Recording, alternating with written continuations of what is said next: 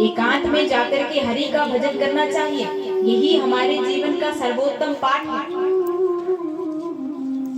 सुन सुन करके हिरण्यकशिपु क्रोध से भर गया, लेकिन मन को समझाया कि अरे ये तो छोटा सा बालक है, ये तो वही सीखेगा जो इसके आचार्य इसे सिखाएंगे। पुत्र को गोद से उतारा और कहा कि जाओ जाकर के अपने गुरु जी को बुलाओ जो तुम्हें पढ़ाते हैं। प्रहलाद जी दौड़ करके गए और भीतर जाकर के गुरुकुल में अपने गुरुजी से कहा कि गुरुजी आपको पिताजी याद कर रहे हैं। तो गुरुदेव दौड़ करके आए, आइए आइए सरकार आपका स्वागत है, कैसे आना हुआ? तो प्रहलाद जी कहते हैं, गुरुजी हिरण्यकशिपु कहते हैं कि पहले ये बताओ कि तुम्हारे इस गुरुकुल में ये पढ़ाई चल रही है? मेरा बेटा मेरी ही गोद में बाबा बैरागी बनने की बातें कर रहा है, कहता है कि इस अंधकारी जीवन से हमें विवेक पूर्वक बाहर निकलना चाहिए और हरि का भजन करना चाहिए। ये सिखा रहे हो तुम मेरे पुत्र को? अरे वो राजा का बेटा है, राजनीति सिखाओ। गुरुदेव डर गए, लेकिन हमने तो ऐसा कुछ पढ़ाया नहीं है। सोचने लगे, कहने लगे कि महाराज हम ऐसा कुछ नहीं पढ़ाते, आप मुझसे चाहे किसी की भी सौगंध खिलवा लो, हमारे यहाँ पर ना तो ऐसा पढ़ाया जाता है और ना ही बच्चे ऐसा पढ़ते हैं। मुझे तो लगता है कि विपक्ष की साजिश है, और ऐसा भी हो सकता है कि आपका बेटा पढ़ा पढ़ाया ही पैदा हुआ है। हिरण्यकशिपु ने कहा कि वो मैं नहीं जानता, अगर मेरे बेटे ने अगली बार ये बाबा बैरागी बनने वाली बातें की तो मैं तो तुम्हारी गर्दन उड़ा दूंगा। बोलो राधे राधे। गुरुदेव डर गए, प्रहलाद जी को पकड़ा और बहुत डांटा। इतनी डांट लगाई लेकिन फिर भी प्रहलाद जी कुछ नहीं बोले, चुपचाप सुनते रहे। गुरुकुल में जब छुट्टियां हुई तो गुरुदेव जो है स्वयं प्रहलाद जी को छोड़ने के लिए घर आए। छोड़ने के लिए घर आए और दौड़ करके जहां पर हिरण्यकशिपु अपनी गद्दी पर बैठा था, दौड़ करके प्रहलाद जी गए और गोद में जाकर के बैठ गए। और वैसे ही प्रक्रिया जैसे गुरुकुल में किया, सिर पर हाथ फेरा और पूछा, बेटा पढ़ाई कैसी चल रही है?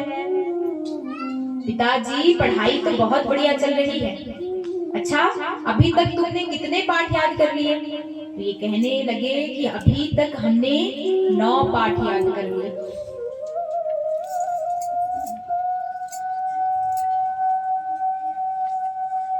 अच्छा, हमें भी एक सुनाओ, हमें भी बढ़िया वाला पाठ सुनाओ। तो प्रहलाद जी गुरु जी की तरफ देखने लगे। गुरु जी डर गए, हे भगवान ये पता नहीं क्या सुनाएगा। प्रहलाद जी इशारे में कहते हैं, पिताजी बढ़िया वाला पाठ पूछ रहे हैं तो घटिया तो सुनाऊंगा नहीं, बढ़िया ही सुनाऊंगा। तो प्रहलाद जी ने सुना दी नवदा भक्ति। श्रवणम कीर्तनम विष्णु पाद सेवनम अर्चनम वंदनम दास्य सख्यमात्म निवेदनम। इस प्रकार से नवदा भक्ति जो है वो प्रहलाद जी ने पूरी अपने पिताजी को सुना दी। सुन सुन करके हिरण्यकशिपु पागल हो गया और अपने पुत्र को गोद से उतार करके धरती पर फेंक दिया। तलवार उठाई और गुरु जी को मारने के लिए दौड़े और गर्दन पर तलवार रख करके बोले, मैंने तुमसे कहा था कि अगर मेरा पुत्र दोबारा ये बातें करेगा तो तुम नहीं बचोगे, तुम ये सिखा रहे हो। गुरुजी घबराए और कहा कि गुरु महाराज आप मेरे हाथ में गंगा जल उठवा लो, दुनिया में किसी की भी आप कसम खिलवा लो, लेकिन हमने ऐसा कुछ नहीं पढ़ाया।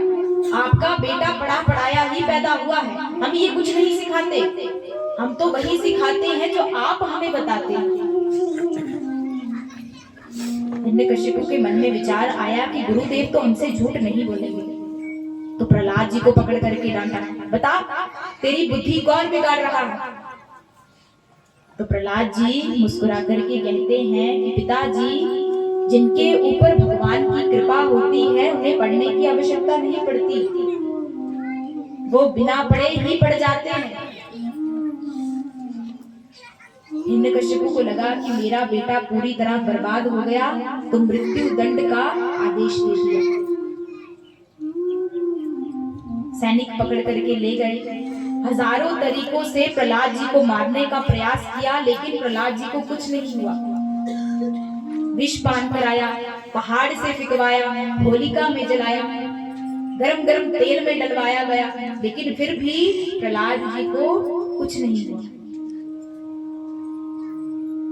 अब जो प्रचारक थे गुरुदेव, उन्होंने कहा कि अभी बहुत छोटा है, एक बार आप फिर से मेरे आश्रम में गुरुकुल में आप भेजिए, हम ठीक करके भेज देंगे।